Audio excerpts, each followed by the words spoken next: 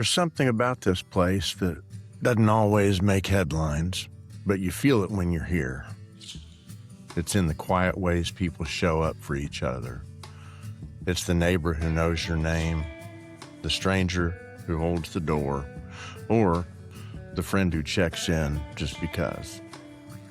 It's the small acts that stacked together start to look like something bigger, something steady. And because for all the noise in the world, politics, pressure, headlines pulling us in every direction, there's still this current running underneath it all. A current of people trying to build something meaningful, trying in their own way to leave things better than they found them. Maybe that's the story worth telling. Not just what's broken, but what's working. Not just what divides us, but what brings us back together. Chase, every now and then, you hear a story that doesn't start with a business plan.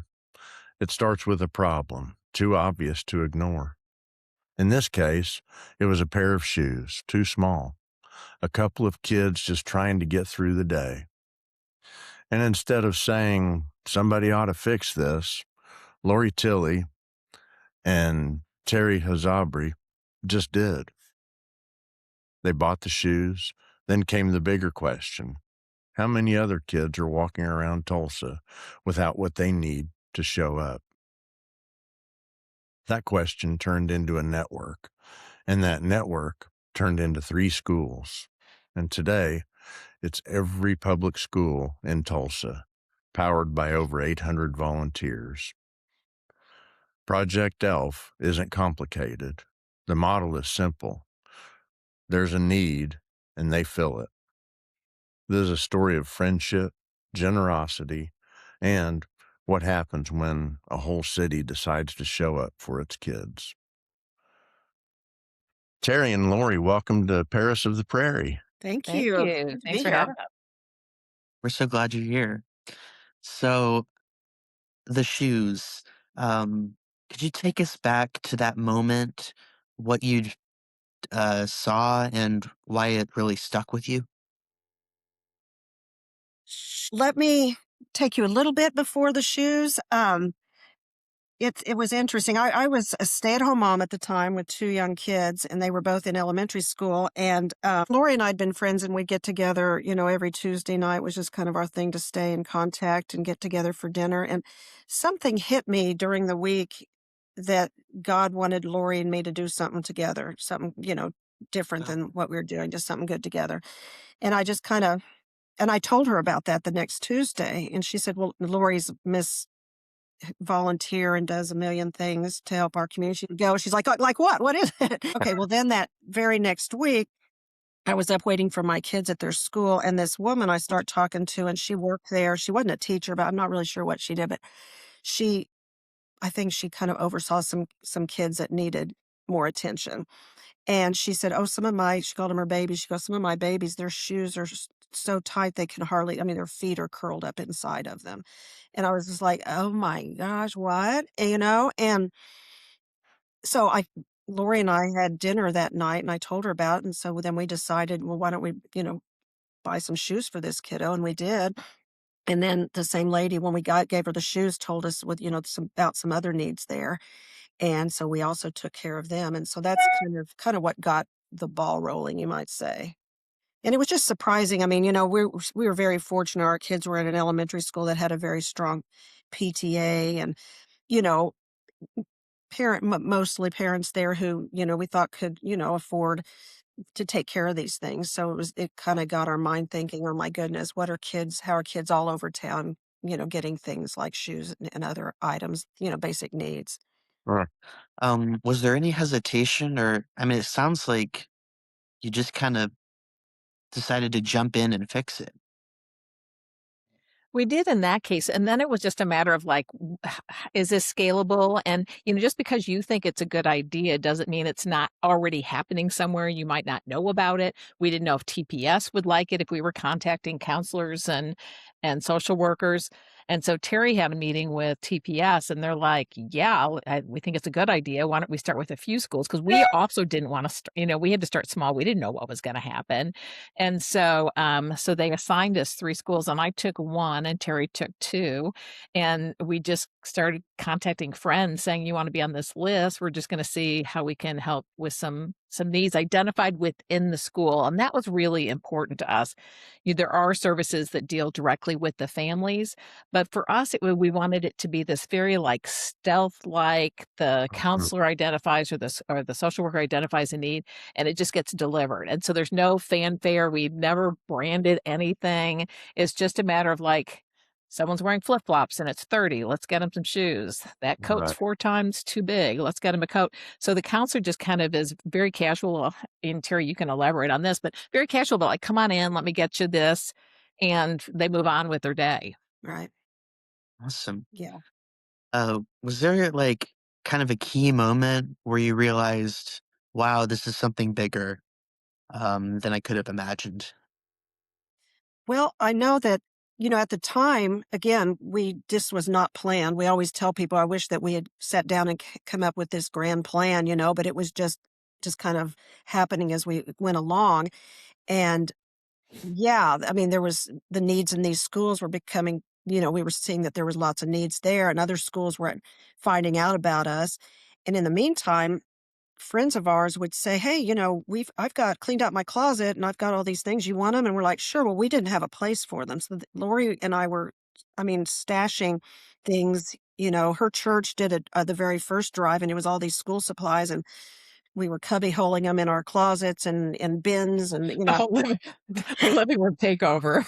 yeah, and if somebody, if we put out a request, we got a bank account because if people would just hand us money for stuff. It was crazy. And and drop stuff up on our porch, on Lori's porch. And that's, it just suddenly as it started to, yeah, I mean, to answer your question, Chase, yes, it started getting bigger and we could see the interest people had in it and that schools needed something like this. And as Lori said, we never want to, nobody should try to duplicate something that's out, is out there. And we definitely found, we're year round niche that we can help with, if kids need a pair of socks, it doesn't have to be a big need, it just, Right. it can be little, it can be big. And so, we found our little spot. And we didn't know, like, if there would be, like, um, like, if we were gonna need funding. We didn't even know how the funding was gonna work. Right now, it's just volunteers, like, friends of ours saying, "Yeah, I've got that code," or, "Yes, I can drop this off." But we did go to a couple of foundations, including this Arrow Foundation, and sat down with them and said, "We've got this idea. Yeah. Is this already happening? Is there Right. a need for this?" Like, if the foundations know what's happening, and that there's nothing really like that model, um, especially the directed school and working through the counselors and the social workers. So they were supportive. So, we don't need to there's so much need. There's no competing, there's Right. no competing. Enough to go around, Yeah. unfortunately. Yeah. Yeah. It makes me wonder. I mean, in the very beginning, it sounds like you were aware of a specific need, but then it grew very quickly into let's just have these supplies on hand for these types items. Right.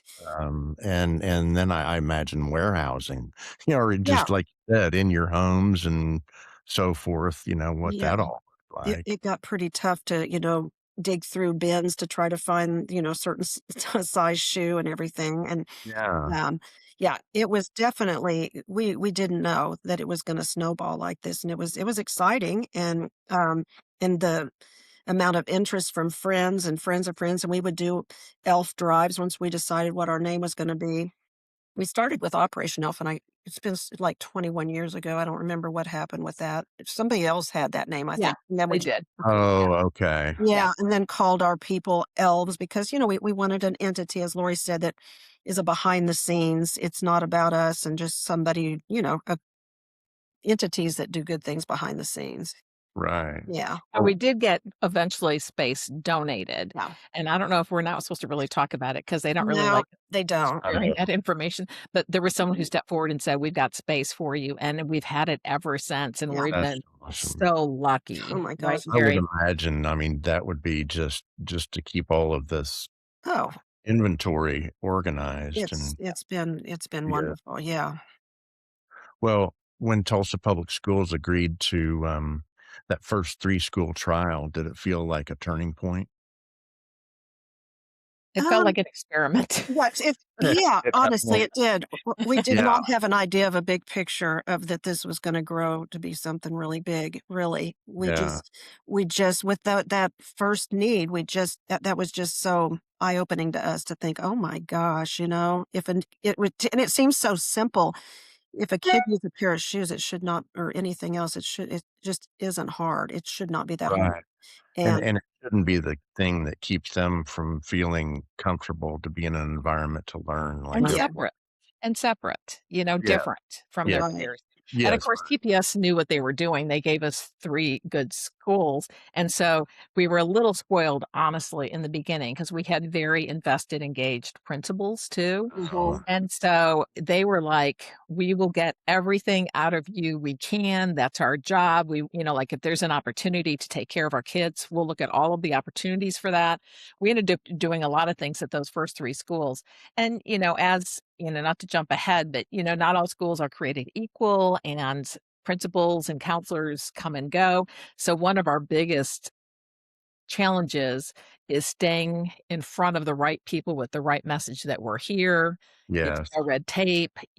Please use us. right. We don't ever feel like we're fully at the capacity we could be at, even though Terry's and volunteers are crazy busy, but just because of that, and they've got so much on their plate. The counselors, um, even the principals, we're trying to be in touch on a regular basis, but it's super hard. Yeah, They're very, very tasked in all that they have to do every day. yeah. So Oh, I believe that.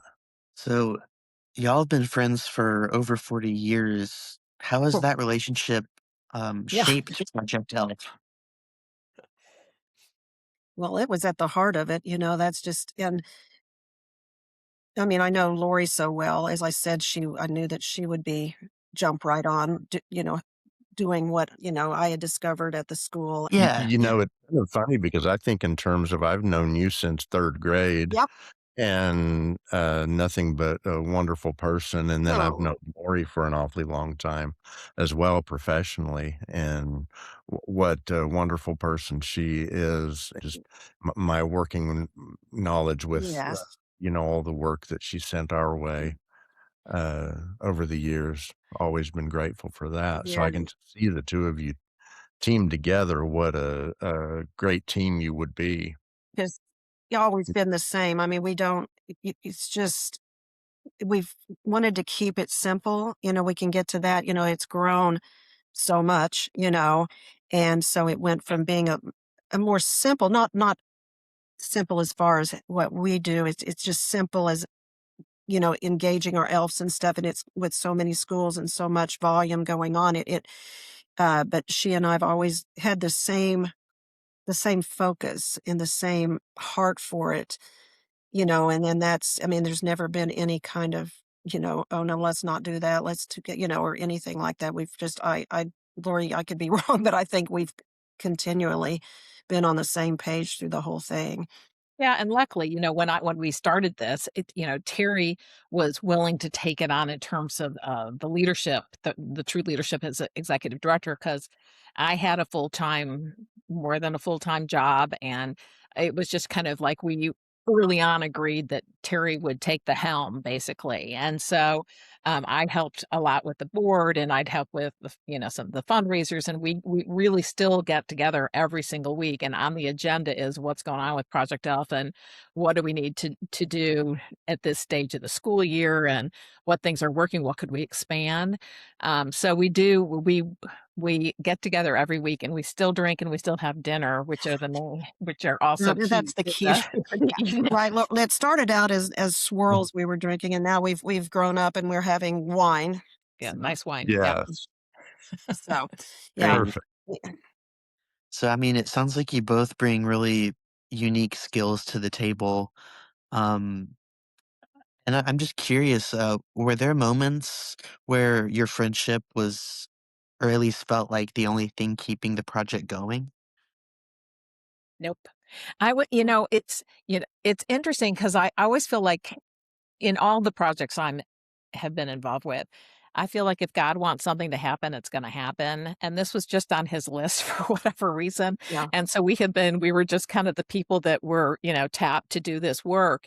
And so it's not ever been, and I know there's times a year, Terry, you can correct me, that are overwhelming. The holidays, the beginning of the Yeah. school year, but the Yeah. rest of it is really fairly manageable. And the only time she and I have to have tougher discussions, if you can call them that, is like we have a very specific mission. And if it's Mhm. outside the scope of that mission, then Terry will call me and say, gosh, like the school called and I don't know, it's really not in our core mission. And sometimes we take it to our board and sometimes Terry and I just talk it through and make a decision. And we don't always agree initially, but we always land in a place that Yeah. we're both comfortable with. Because that was Nice. hard because as we said, we were kind of making it up as we went along. And, you know, you can't do it all. And, really people were wanting beds and furniture and we did try to do, some of these things and, it's go on and on and on. And it's like, no, we need to, there's other agencies that can do that. And let's do what we do, here and stick with that. And it still pops up, and but it doesn't get I mean, yeah, it can get stressful, but we've never ever in our entire time had to do actual like money fundraising. We've never ever had to do that. It is crazy. And so we Uh, know there's so much comfort in knowing that our community and our elves and are out there supporting us. And there's never been a doubt. We've never had a worry that, oh my gosh, we are not going to make this project that we're wanting to do, or we are not going to have funds to purchase these items or whatever. It's never been there. And part of that, to give yeah. Terry a lot of credit, like, we are a Mm. trusted organization. Like, if you Mm. ask, counselors in schools, does Project Elf come through? Do they deliver what they say they're going to deliver? The answer is yes.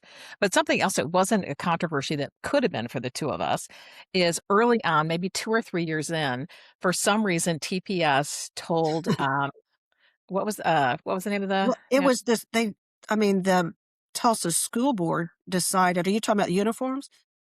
No, no, no, no, no, that's a whole nother story. No, the publication we were at. Oh, USA Today Yeah, that was contacted like us right off the bat. Yeah. and said they were doing a national story yeah, different thing. They were doing a national story on, like, local grassroots organizations, and they featured us. And so Terry got calls from all over the country, and we had to decide, are we gonna be, like, franchise? Are we gonna, like, be big brothers and sisters, and is Right. that the kind of thing we want, you know? Mhm. And, it was both of us were really quick to say Nope. no. Nope. But what we will do is we will put a kit together. So if Yeah. anyone calls us, it's so simple, like this is how you start your own. And we Right. just said, don't name it Project Elf. That's us. But other than that, here are the steps to doing this in your own community. And there were several. My sister started one Yeah. in Yeah. Washington, D.C., and she called it Project Mensch. She's married to a Jewish man, and they're raising their kids in the Jewish faith. And so they called it Project Mensch. And then that's just one of, I don't know how many, Terry, do you think we You that know, started? I know there was one in Stillwater, and then a few like Ohio and some different places. I mean, I don't know if Alaska? how. No, it's all Yeah. over. It's so. In fact, we have wanted. I mean, the model really works well. And we have brainstormed and Laurie's even reached out to, I think through your sister, to try to find, connections where we could like speak to groups, or organizations where we could share this model because it does work really well. Well, even here locally, or if there might be somebody new that's not that familiar with it, but they really feel like they want to help in some way. I'm sure people can give financially, they can Mhm. give gifts or their time or whatever. But is there anything that you can identify as a need? Is Do you want to take it or? Yeah, I mean, really, what we do is we have a list. If you want to be on our email list just to hear about what the needs are, we love that. So they can sign up to be just to get the email, and we don't inundate people. Like, Mm-mm. I would guess we don't send more than 1 or 2 emails a month. uh, So it's very lightweight in terms of your inbox. But then also on our website, we've got a link to an Amazon shopping list. So as schools tell us they need things, you can either donate gently loved. We're all about the gently loved Mhm. coats and backpacks and school Mm, uniforms, but sometimes, but we also have a running list that we keep on Amazon as we hear too. So it's nice. some people. It's just so much easier for a lot of people. It used to be all of it was like from my home to the porch, from my home to the porch, or to the Project Elf location. But now, life is Yeah, different. that's become very effective. Yeah.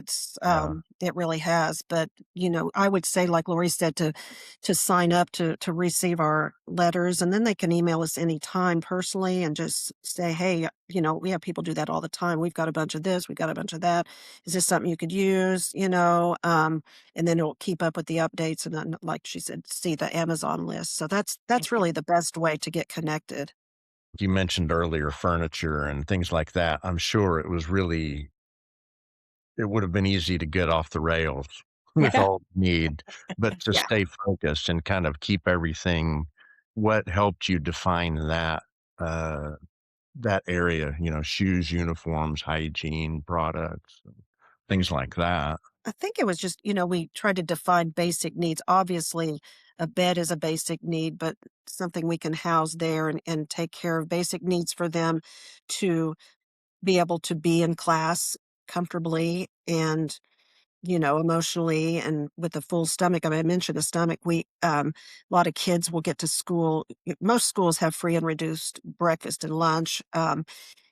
Well, they'll get to school late and they did not have any breakfast, and then now they're in class and they're hungry. And Mm, so we've provide, non-perishable snacks for counselors, social workers, whomever, to keep there for those kids.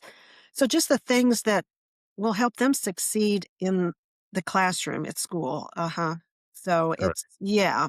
Mm, A lot of people's first thoughts are school supplies, and that was our right. first drive, and we still give out school supplies, but not that's like the least of it because there's so many organizations that do school supplies, that collect school supplies and get those out to there. So we have school supplies, and I think we give a lot more of that to the middle and high school kids because we are elementary through high school. And so we've we have just we morph as we find the need because in the beginning we didn't do hygiene products. Well, that is a big need, and so now we have Right. Especially hygiene kits. Right? mm, Yeah, that we put together and give for kids. Um, what else, Lori, have we added since the basic needs? I would say the hygiene kits are probably Yeah. yeah. So we kind of change as we go, but we kind of tried to define it as those kind of basic needs to be successful in the classroom. good. Yeah. And that's brings me to this question of what changes for a child when those needs are met.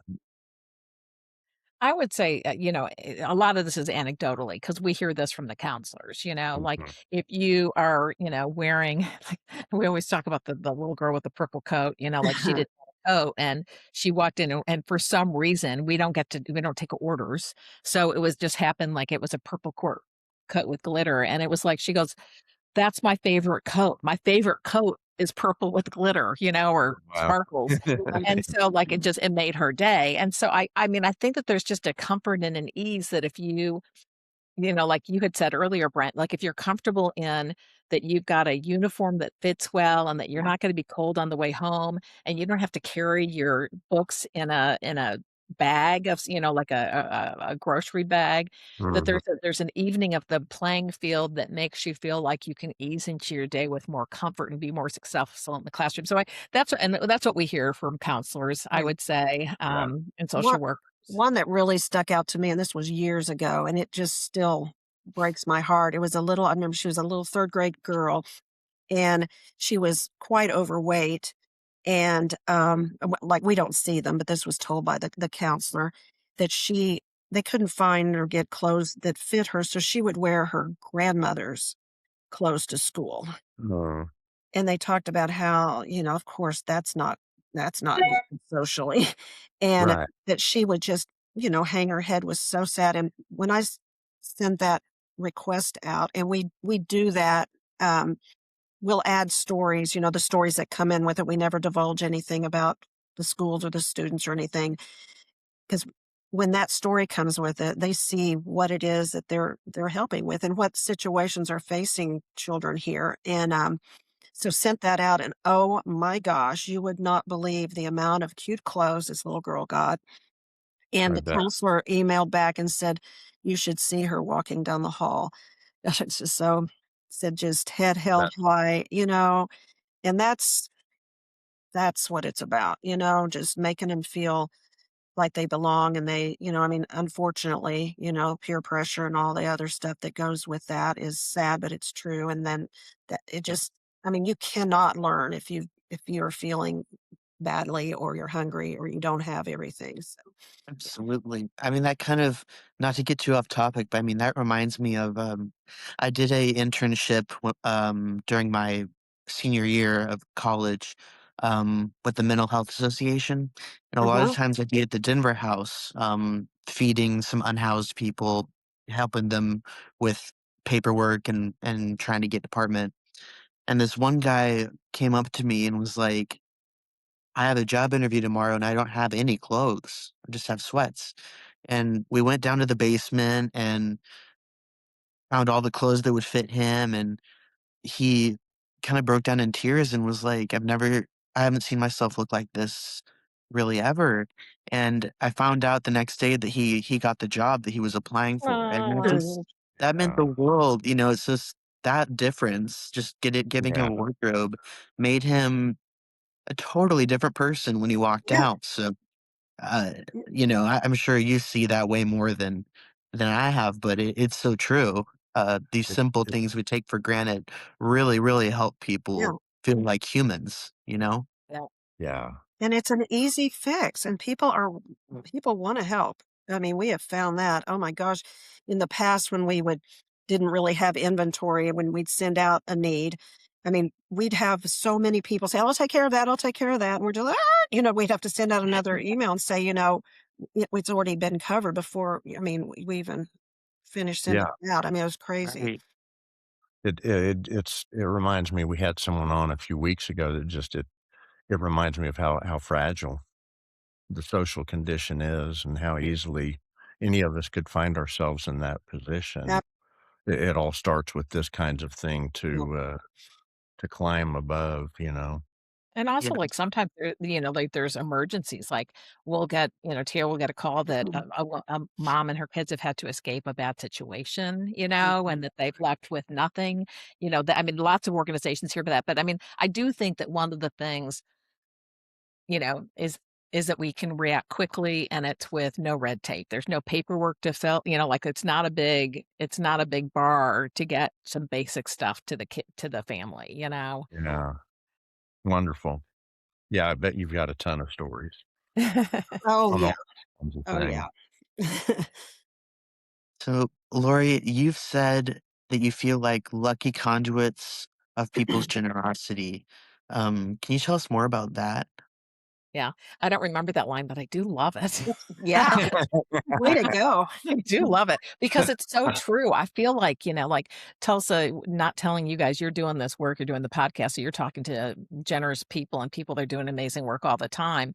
But, like the average gift giving is like 1 to 2% nationally, and Tulsa's at 3.5%. So we're living in an environment of open giving hearts. And sometimes people know where to give and sometimes they don't. And they're just looking for someone to say, "Hey, can you help?" And they'll be like, Yeah. immediately it's yes, and what do you need? Yeah. So I do feel like we have opened the gates for some folks to start giving. Some were like new to giving, and some have been doing it a long time and it doesn't matter. But we've never had a sense that, oh my gosh, we'll never get that. As a matter of fact, I think this is true, Terry. We've never asked for anything that we have not received. Am I right? Yes, one thing, the only Oh, one thing no, is I know because I brought it up the other day with Sherry and them is, because we were talking about the same thing, we've taken care of everything. It was that shoes that kid wore. He wore, like, size 23 Wow. shoe. I mean, Yeah. Shaquille O'Neal this wasn't I available. called Shaq. I called the Shaq O'Neal organization to Nike. I called everybody everything, and That was the one thing. But besides that, no, we've got a pretty good record. Wow. Those are Yeah. some big feet. Wow. Yeah, Yeah. very big. I think that we've done about a size 19 before. I think that was the largest. So, Wow. wow. 23, that's unheard of. That was Uh, Poor very guy. big. I poor know. guy. Yeah. No Oh kidding. my gosh, yeah. So, yeah, there's a lot of generosity out there, and people, like Lori said, I mean, they'll come up and say, "Thank you for finding a place for us to help." It's like, oh my gosh, it's Yeah. our, it's yeah, it's been And good. I've been on quite a few boards, and there aren't many boards or organizations where people just, without you asking, send money. It Right. is a very unusual scenario, that Terry will just get checks in the mail for $5,000, $10,000 with no ask on our part. That has been Yeah. very interesting because I've always been part of boards that obviously have that department that's about Yeah. raising money and writing Yeah. grants and all of that. So, and we're not, I mean, we don't, it's not a big money organization anyway. We're not, like we're not raising, having to meet a large, Millions of dollars, yeah. yeah, but that's been super interesting. Yeah, Yeah. it is true, and it's all levels, we have that's the cutest little group. They come every year. They're called the junior kindergartners, so I guess pre-K from Holland Hall, and their teacher is just wonderful, and she really teaches these kids about giving back, and every around the holidays, they come in their little bus with their little bags and they collect shoes for us, shoes and socks and things like that. And we get to talk to them about, you know, where these are going. And just, of course, we par it down for their little ears, what's going on. But we talk to them about just what do you need when you get ready for school? And we talk, that some kids don't have those things, and they're just adorable. And so we've got from there. And then the other day, I don't know how she found us. I think we did a lot of Googling and found through that. But it was I don't know if I told you this, Lori. It was a older lady who knits hats, really cool hats. And she just came with a whole box full of hats, winter stocking caps, and then businesses, and they'll do drives for us. And it's completely individuals and it just all spread across the community. That's One of the Knowing that it is, when you know that that is actually going directly, here, that is going to go out to somebody. I think that's a mhm. big deal. Mhm. Very awesome. Y'all have kind of touched on this a bit, talking about how Tulsa's a pretty philanthropic community. Um, is there anything else you've sort of learned about Tulsa through doing this work? Hmm. It's kind of a deep question. Well, Mhm. yeah, I mean, like you said, what we touched on, just the generosity. Um, well, I I mean, feel I like knew that there were needs out there, and I don't know, you're probably talking about Tulsa as the people, maybe. I guess I just, I'm educated all the time about the extent of need out there. That's something, but I know that's everywhere. But go ahead, Lori, you were gonna. I was just gonna say, when I think about, like, if we had started this somewhere else, like I'm from the Chicago area originally, or, Terry, if you had, s gone to Bristow, for instance, where your dad had his business, how would it have been different, And I feel like Tulsa, the warmth and the connectedness happens pretty quickly here. I feel like we would have had to work harder at it somewhere else maybe, Mhm. and Tulsans, the embrace that we got early, not from, like, no one said, "Don't do this," like, and we're on board, and so our volunteers are amazingly committed. They don't make anything, so I just feel like there's a warmth and a connectedness to Tulsa that I experienced before we did this, and it just kind of cemented that feeling about our neighbors here in Tulsa. True. Mhm. Right. I love Yeah. that. And Sure. I mean, it really seems like people are willing to step in and help when given the chance. So it's just a matter of networking and making sure Right. people know about you so that they know how they can help. Um, So Right. Yeah. Well, let me ask this. Going from 3 schools and 30 volunteers to every public school and 800 volunteers, uh, was that just like an all of a sudden thing, or did it slowly build? I would say it slowly built. We would do elf drives, try to get people to, to, what do I s recommend people to become elves and stuff, but no, Mhm. it didn't happen overnight. It really none of it really happened. It was slow enough to not be too crazy. So that helped with allowing that growth to be more organic and Sure. Right. not Right. Help us kind of almost think it educate out. the system Mhm. that you're here. Uh-huh. Right. Yeah. Very good. Um, how do you maintain the personal grassroots feel, at that scale? I would say that's our biggest problem, and it's kind of it's kind of sad in a way. I feel like I kind of mourn the Yeah. early days when it was a bunch of people that were just, like, piling on because it was Mhm. new and they wanted to help, and now because we do have funds and we can keep inventory, it's harder to keep and even on in email, it just feels we have 800 people on our email list, and it's just different. It's harder, it's harder to do that. We are more effective and efficient, and we're reaching more we give 10,000 items away every year, so we're doing the impact is larger, but that personal, like, piece that we had in the beginning where it was like this kind of like movement of like, let's all do this together, Yeah. Right. we've lost that a little bit. And we talked about it a lot for a couple years when we felt it growing and moving a little bit away from that. And Terry's tried to maintain that because it used to be, it'd be like, here's the story. Please respond if you can help. And then we started to get inventory and some financing, some donations that were larger scale. And so then it became now Terry, like she said, will say, hey, here are the things we were able to help with. So they're still the same Yeah. heartwarming, Sure. stories and impact that's important. But it isn't like, here's something, fill this. Here's something, what do you think? Like it's just broader, bigger, and we've lost a little bit of that, which Right. I'm sad of it. I would Well, I would it's just a I would matter of growing. We couldn't help as many schools in that same model because Yeah. we had to have inventory to be able to get because we'll get requests for, quite a few kids at the same time and to try to oh, and we want to get it to them quickly as well. And then with the funds it just there was really no way around it. But I think, like you said, Lori, just by our updates, showing them the stories that their donations have filled has kept it as close to as personal as we can do. and that's what I think the model is so beautifully simple. Yeah, There's a need and we fill it, right. and I can see not wanting to lose that. And we kept it simple. Even I mean, the process has stayed the same-ish.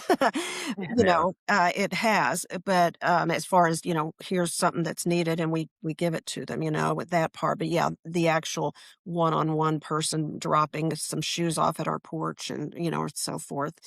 But I think people are okay with it. Our elves are okay with it.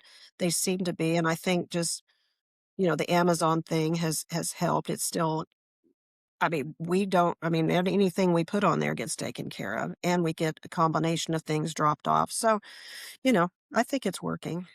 Yeah. Good. Yeah. Sounds like. Yeah. Yeah. Yeah. Yeah.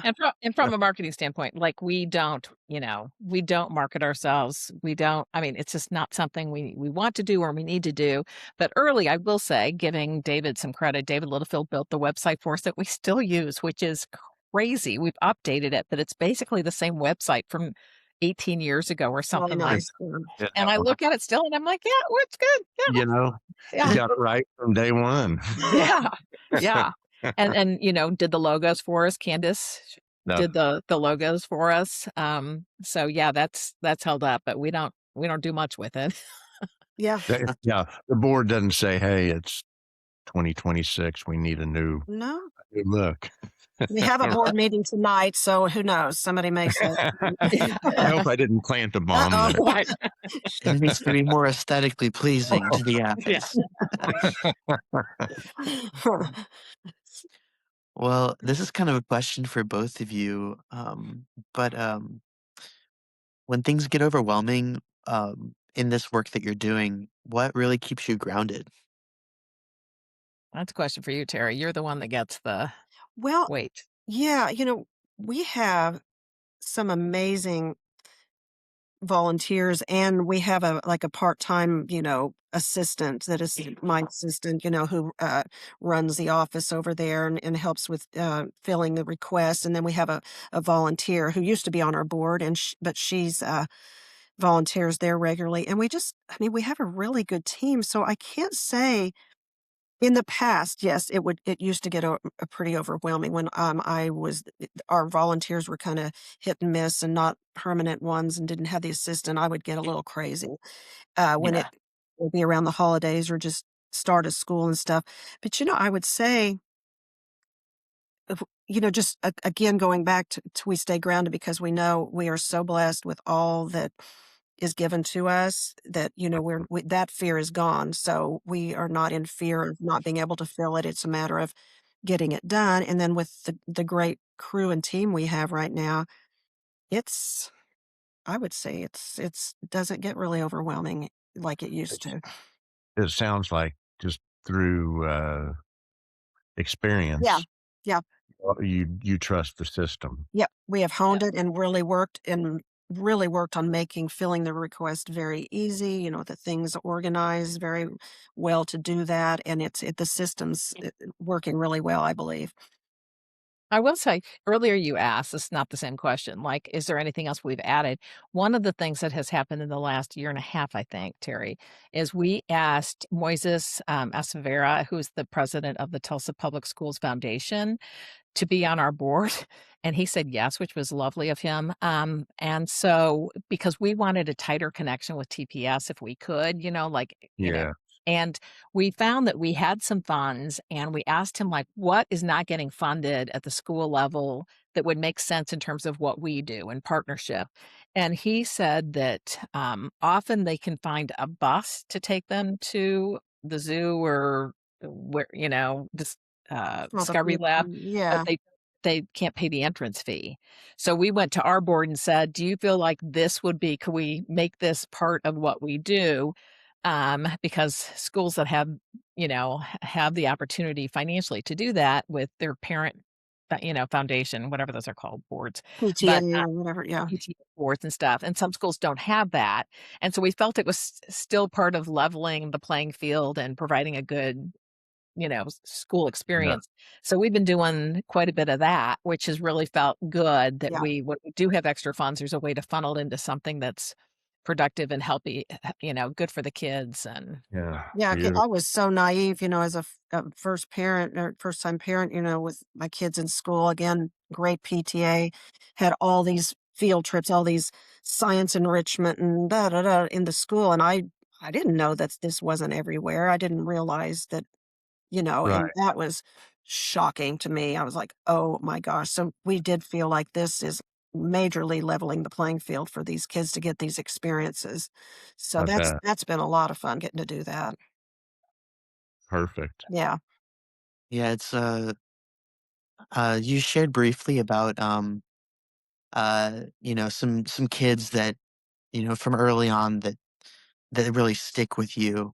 Um but I'm kind of curious, like since you've been doing this for such a long time, have you seen sort of generational differences in kids? Because I mean, they're always going to need food, they're always going to need proper clothing, but um has anything like that come up where you're like, "Oh, this is a whole new situation, this new generation." Uh, Right.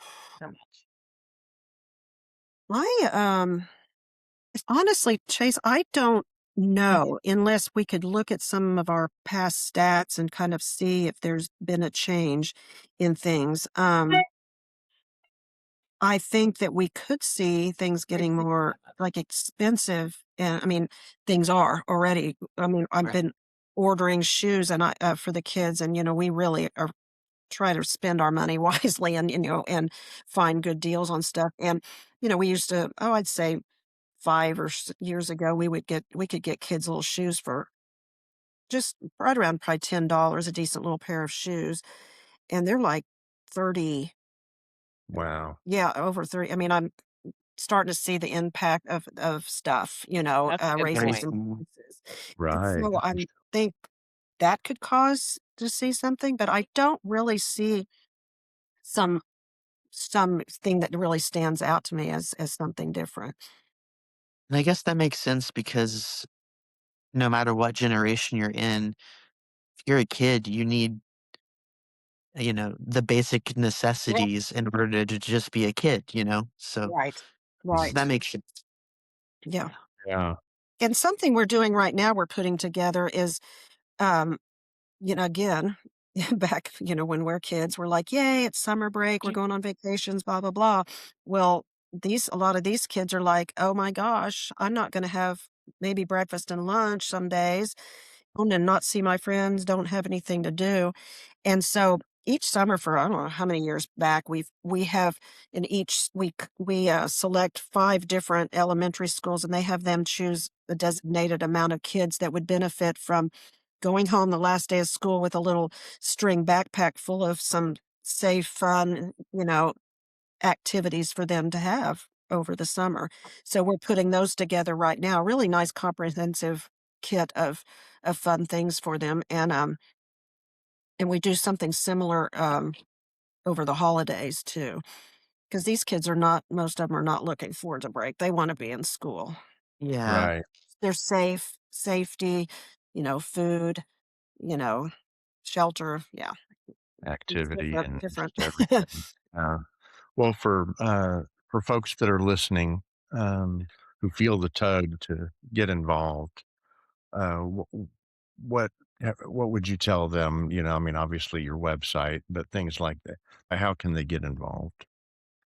Well, certainly, yeah, through the website, they'll be able to get on our list and look at the list. But I mean, really, one of the things that also has happened is Terry and I, as we've gotten older and have grown kids, we used to have ready access to all of our friends whose kids were growing out of their winter coats. And Uh, and now we're not connected to that level of parent, like younger mhm. parents as much. So, one way they can help is if they've got gently loved coats, backpacks, uniforms. We don't do shoes because shoes just don't do well.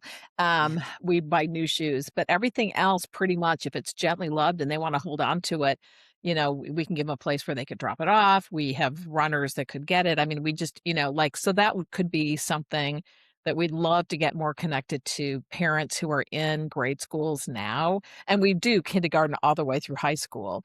But it just seemed like that was such a great connector that we don't have anymore. Right. Right. Or if they have groups, we've spoken at, Girl Scout, Boy Scout troops, churches. We've gone and talked to them about that, and they'll ask, "What do we need?" and do a drive for us. Lots of office groups, so they can contact. There's, our email address, phone numbers on there. They're welcome to call and see. We can brainstorm about how they can help. Lots of ways to help. Is it time, money, connections? What matters most? I would say, as far as, I mean, connections. I would think. Yeah, Yeah. you kinda answered that by Yeah. the just what helped in the beginning was the connections. Right. So, Very what's good. next? What's next for Project Elf? I mean, the our latest has been those, helping with the field trips and stuff. And so, and I believe what would be next is maybe a little more comprehensive effort to help with the food, to do a little more investigating on that and get more of that out there if needed. We can, and Moises, who Lori mentioned, may have a way in to find out how strong of a need that is, and we can hit that a little harder. Mhm. I'd also say that, people volunteer until they're in their 80s. I worked with a group last week and there was 3 women that were 80 and I thought, God, love you. Like, it warms my heart, Yeah. But at some point, Terry might want to retire. And so we're starting also to think about what does Project Elf look like in 5 years, and who's Right. running the show so no decisions, but it's time to think about that too. Right. If we in the beginning, back to those early questions, like if you said, hey, is Project Elf going to be around in 20 or 25 years? Who would have Right. said, like, I Yeah. mean, Right. Yeah. Yeah. we could have seen that, but now it has sustained Yeah. and Yeah. it has stayed solid and funded well and good volunteers. And so what does that look like? Does it merge into something else? Does somebody else take it over? So early I'm conversations sure on that. you'll be able to pass the torch to someone who knows what they're doing for sure, Exactly. Hopefully. because it's that Something important. that go ahead. As long as they keep it simple. That's Yeah, right. That's right, Brent. right. Something that I needed to mention too to you guys is that we also assist union schools. Oh, okay. Yeah. Yeah. We're in the Very good. union schools as well. And then any local, when I say local, like Tulsa, charter, private school. So yeah, just wanted to include that. Very good. I'll also say, like, like Terry talked about those summer kits, we could do 10,000 summer kits. We don't have the bandwidth with our little, team to do that. So we have to be selective. Is there a future where someone says that's a focus and we're going to make sure that everyone has a summer kit? I don't know, but we are also making decisions that, that don't make our team go crazy, right? Like we're doing everything we can every single day and doing a lot with the team we have and the money we have, but we haven't decided to go massive scale, on anything. Is I that fair, think it would Terry? take I think it would take a deep dive, collaborative with, like you said, with Moises and just kind of brainstorming with what is it that we're missing that we could jump into and help here. Um, we're so flexible, we adapt as we go. Like when during COVID, um, we partnered with the Y. They were distributing food.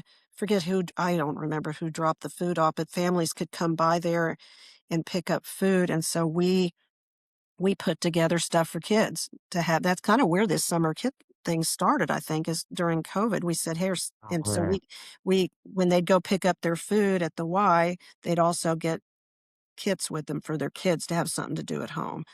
Um, It's so, great. yeah, we can definitely, adapt to what the needs are. So I think it'll be just taking a deep dive and seeing, let's find out what it is that we're missing out here. Very cool. Excellent. Well, we've reached our signature question that I'll ask both of you. Oh no. What's what says Tulsa to you, and where do you go to find it? I would say what says Tulsa to me is that the hellos. The just hellos on wherever you go. I tell my Yes. daughter who lives in DC now that I said, I talk to people on elevators. She goes, no, you can't talk to people on elevators. I said, everyone says hello. You say hello to everybody. It's what we do here. So Yes. I would say that something that's signature to Tulsa that I really don't experience everywhere I go is the greetings. Yeah. Just the warm That, greetings on the that's street, in the beautiful. restaurants, in the stores. So that would say I've, Tulsa to me. Well, I Southern hate to just charm. yeah, I've, yeah, I hate to just piggyback yeah, on that, but she's right. I was going to say go out, and when we're walking and we just get out yeah. there, it just always feels good. It's just being out in the community, and it's just such a community feel. And yeah, thank you, It Laurie. reminds me of, That's what I said. it, rem, I it, second rem, that. it reminds me of one time we had the kids in Colorado Springs and we were Yeah. staying like the Broadmoor or something, and we held the door open for this older couple, and we got involved in conversation with them, just, very random. And they said, we've got to say, we've been here for about 5 days, and y'all are the nicest people we've seen since we've been here. And they were like, where are you from? And we said, Tulsa. And they said, us too. I mean, and it was like, they like That's funny. probably lived 3 blocks away, never. Oh, how funny. That's the exact story that came to mind. I was going to tell it if you didn't. Yeah. blew it. Oh, Well, thanks man. y'all so much. Thank you. Thank This has you. been Thanks for great. having us. Good to You see all you are just guys. such a Chase, good luck blast. this summer with classes. And Brent, say Thank hello you to so Stephanie. You'll see much. her before me. I sure will. Yeah, Nice to meet you, absolutely. Chase. Always good to see Always you, meet Brent. you. Yes. Yes. So much fun. You all do good work. What a Uh, duo. Yeah. That idea, there's a need and we fill it. It sounds simple, but it's powerful. And it cuts through everything. No overthinking, just seeing and doing. It didn't take a big organization. It took two friends paying attention. Then the city showed up, 800 volunteers. That's a reflection of who I think Tulsa is. If you want to be a part of Project ELF, go to projectelf.org for more information. And if you know anyone doing good work in Tulsa and want us to feature them, contact us at info@parishoftheprairie.us. And remember to go out and try something new this week.